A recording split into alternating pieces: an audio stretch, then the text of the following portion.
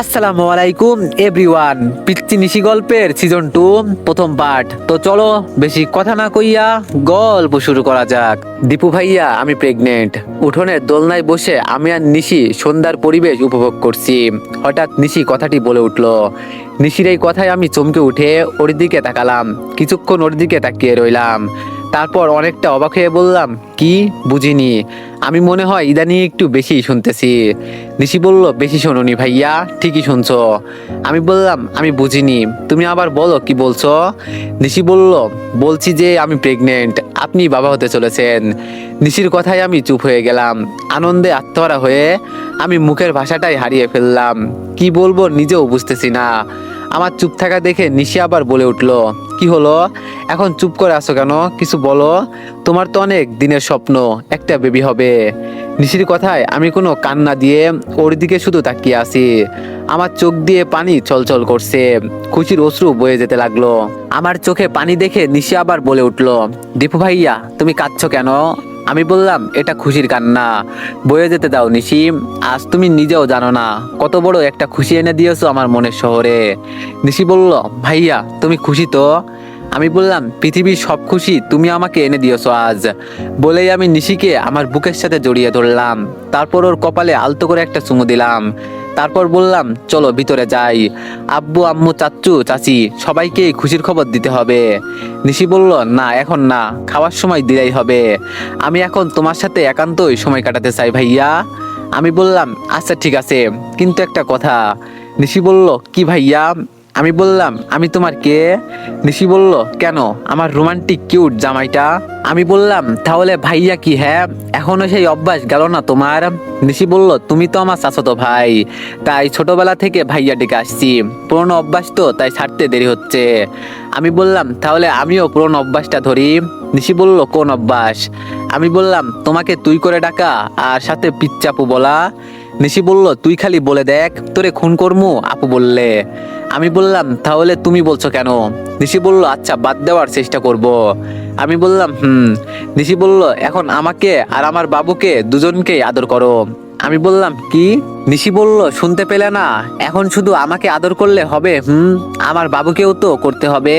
আমি বললাম, তোমার মধ্য থেকে সেই ছোট্ট নিশির পাকনামি এখনো গেল না। নিশি বলল, তোমার কাছে সারা জীবনই থাকবে, আর যাবেও না। এখন কথা না বলে আমাদের আদর দাও।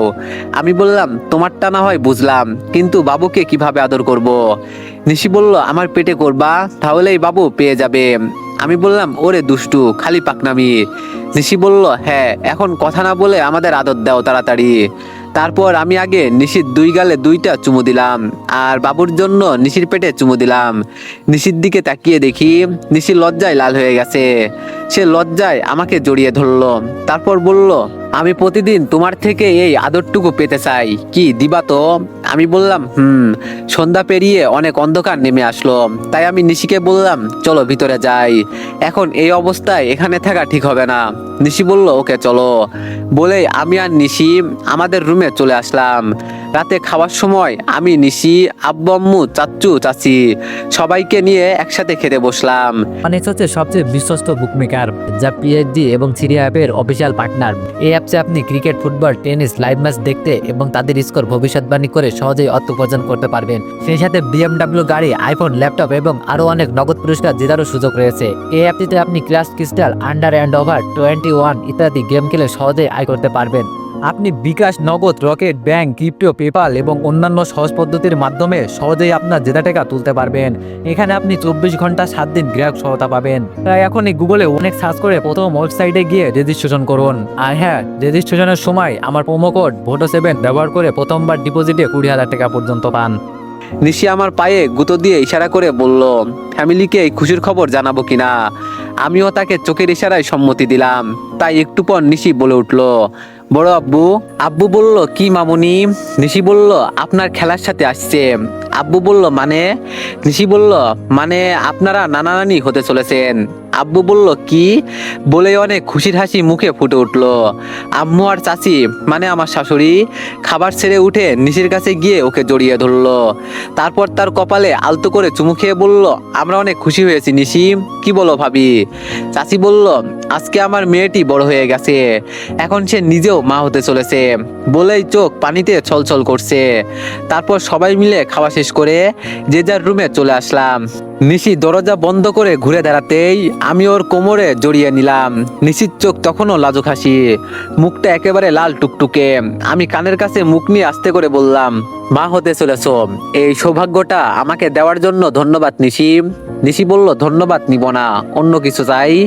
আমি বললাম, কি চাই তোমার বলো একবার শুধু। নিশি আমার গলায় হাত রেখে বলল, প্রতিদিন শুধু এমন করে জড়িয়ে রাখবা যেন আমার পৃথিবী শুধু তোমার বুকেই থেমে থাকে। আমি ওর কথায় আর নিজেকে ধরে রাখতে পারলাম না। ধীরে ধীরে ওর ঠোঁটে আমার ঠোঁট রাখলাম। ঠোঁটের এই মিলনে যেন একটা নতুন জীবনের প্রতিশ্রুতি লুকিয়ে আছে।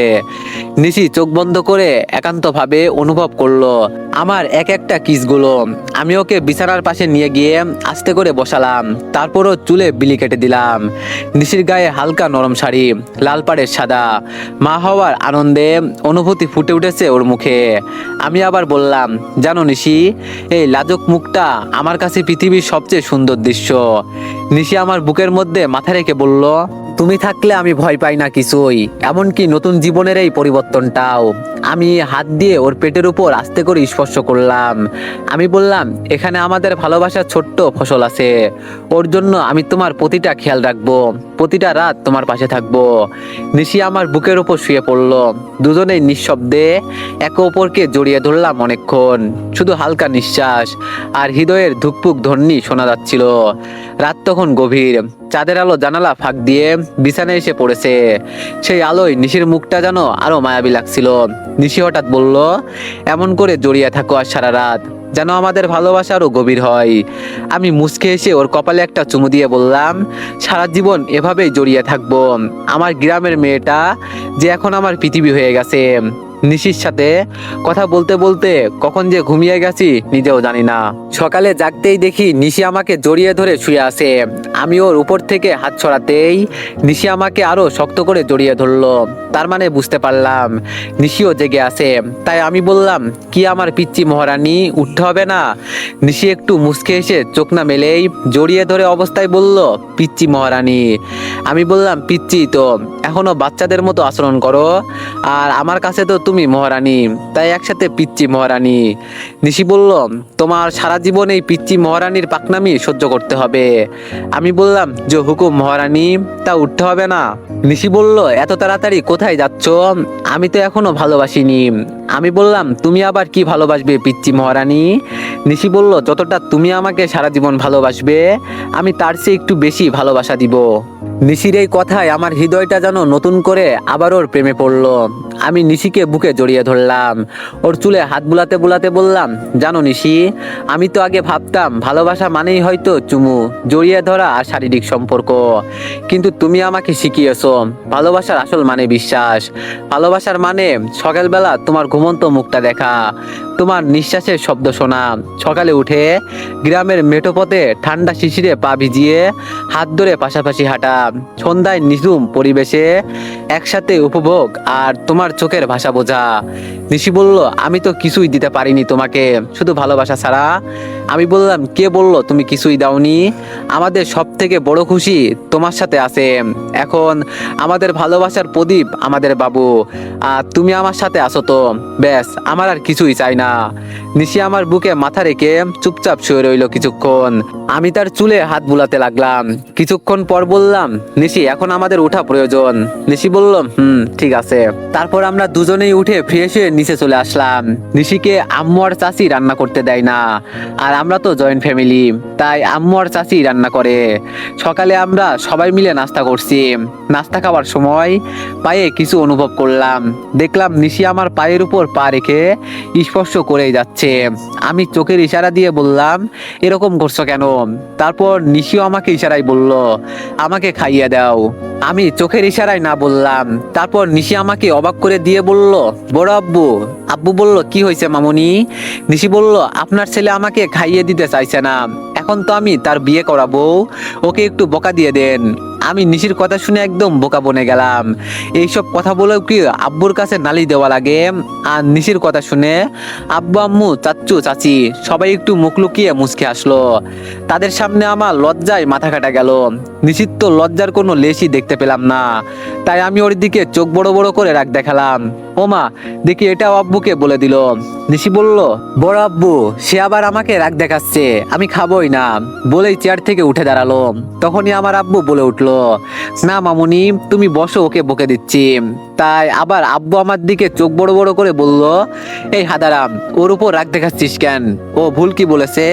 আর তুই তোর নিজের বউকে খাওয়াবি, সমস্যা কি? আমার এইসব নালিশও শুনতে হবে? তারপর যেন এগুলো না শুনি। তারপর আব্বু নিশির কথায় আরো কিছুক্ষণ আমাকে ঝাড়লো। তার ছেলের প্রতি কোনো দরদ নেই, ভাইয়ের মেয়েই তার কলিজা, দূর ভাল লাগে না।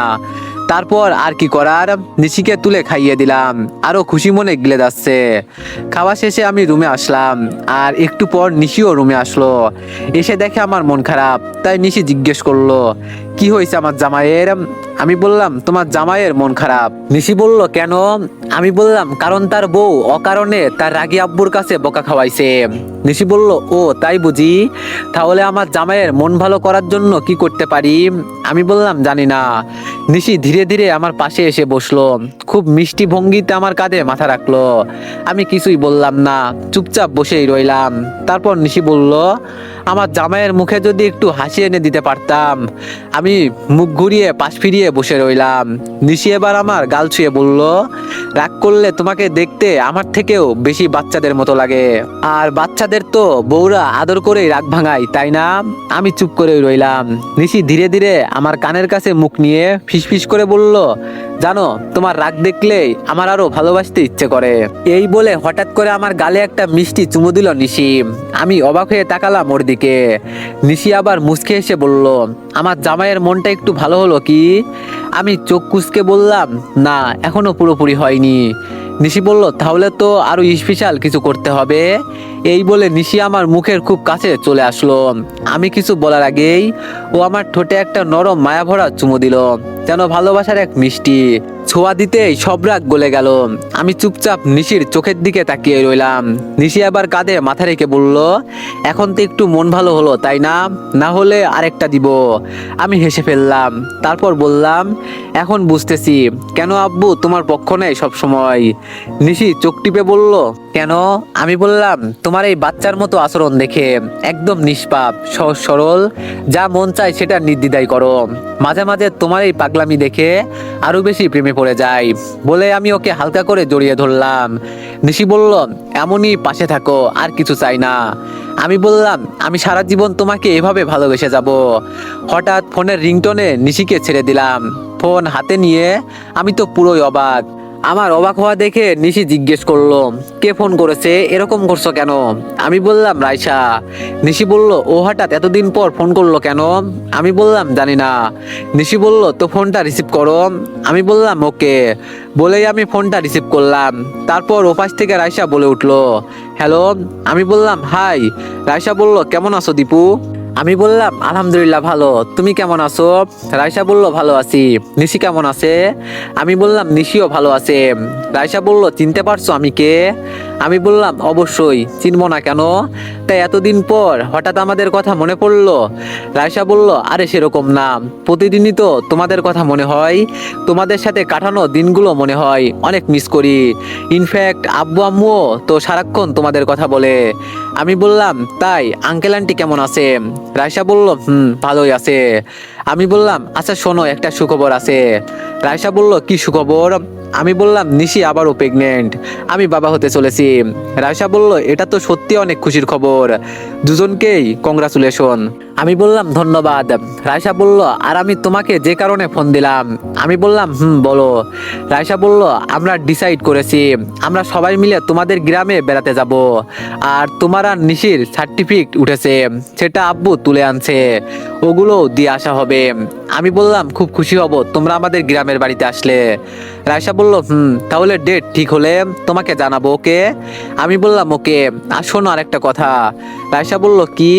আমি বললাম, তোমার তোমরা আসার সময় আমি যেখানে আশ্রয় নিয়েছিলাম, মানে রিক্সাওয়ালা চাচা আর চাচি, মনে আছে তাদের কথা? রাইসা বলল, অবশ্যই আছে। আমি বললাম, ওনাদেরকেও সাথে করে নিয়ে এসো প্লিজ, আমার জন্য, এটা আমার অনুরোধ। রাইসা বলল, আচ্ছা ঠিক আছে, নিয়ে যাব। আমি বললাম, ধন্যবাদ রাইসা। রাইসা বলল, ঠিক আছে, আজ তাহলে রাখছি। আমি বললাম, আল্লাহ হাফেজ বলেই ফোনটা কেটে দিলাম। নিশি আমার পাশেই ছিল, সব শুনতে পেয়েছে। তারপর নিশি বলল, বেড়াতে আসবে? আমি বললাম, নিশি বলল, তাহলে তো সবাইকে জানাতে হবে। আমি বললাম, পরে জানাবো। নিশি বলল, ঠিক আছে। তারপর আমি উঠে দাঁড়াতেই নিশি জিজ্ঞাসা করলো, কোথায় যাচ্ছ? আমি বললাম, গোসল করতে। নিশি ভুরুকুসকে বলল, একা? আমি বললাম, সব সময় তো একাই গোসল করি। নিশি এক পা দু পা এগিয়ে এসে মুখটা গম্ভীর করে বলল, আজকে একা যেতে দিব না। আমি বললাম, মানে? নিশি নিচু গলায় বলল, মানে আজকে আমি তদারকি করব ঠিক মতো গোসল করো কিনা। আমিও হেসে ফেললাম আর বললাম, বাহ, তাহলে কি তুমি আমার উপর সন্দেহ করছো পিচ্চি মহারানী? নিশি বলল, সন্দেহ না আমার কিউট জামাই ভালোবাসা, এই যে তোমার গালে এই দাগটা, মনে হয় ভালো করে ঘষো না। বলে নিশি আমার গালটা আলতো করে শুয়ে দিল। আমি তো অবাক, এই মেয়ে রেগে গেলে আগুন, আর হাসলে যেন শরতের আকাশ। আমি বললাম, তাহলে আজ তুমি ঘষে দাও। নিশি চোখ শুরু করে বলল, দিব, কিন্তু একটা শর্তে। আমি বললাম, কি শর্ত? নিশি বলল, তুমি যদি এখনই আমাকে কোলে করে ওয়াশরুমে নিয়ে যাও। আমি আর দেরি করলাম না, এক ঝটকায় নিশিকে কোলে তুলে নিলাম। নিশি চমকে উঠে বলল, আরে আরে সত্যি নাকি? আমি তো মজা করছি। আমি বললাম, শর্ত তো তোমার, এখন তোমাকেই ভোগ করতে হবে।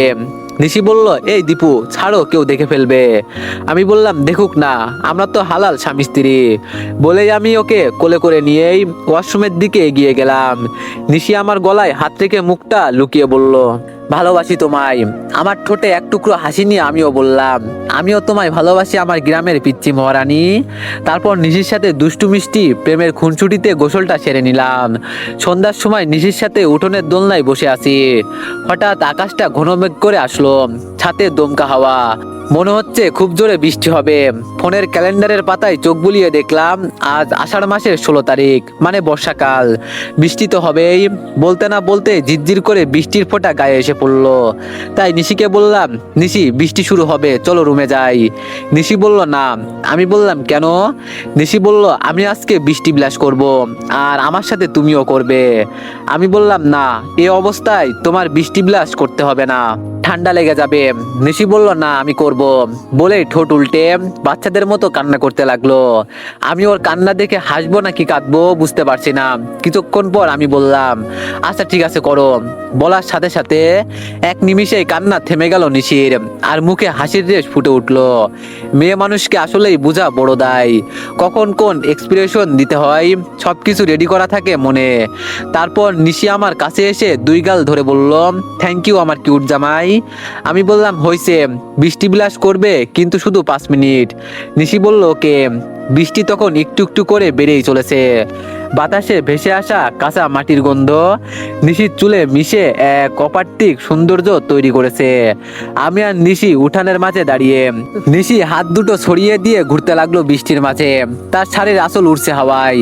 আমি অপলক দৃষ্টিতে তাকিয়ে আছি ওর দিকে, মনে হচ্ছে জানো প্রকৃতি নিজেই প্রেমে পড়েছে এই গ্রামের মেয়েটার। নিশি বলল, ভাইয়া দেখো না, আমি যেন ওই আকাশটা রানী হয়ে গেছি না? আমি হেসে এগিয়ে গিয়ে ওর হাতটা ধরে বললাম, শুধু আকাশ না, আমি নিজেই তোমার রাজ্যের রাজা হতে চাই আজীবন। নিশি আমার বুকে এসে ঠেকলো, আমি ওকে জড়িয়ে ধরলাম।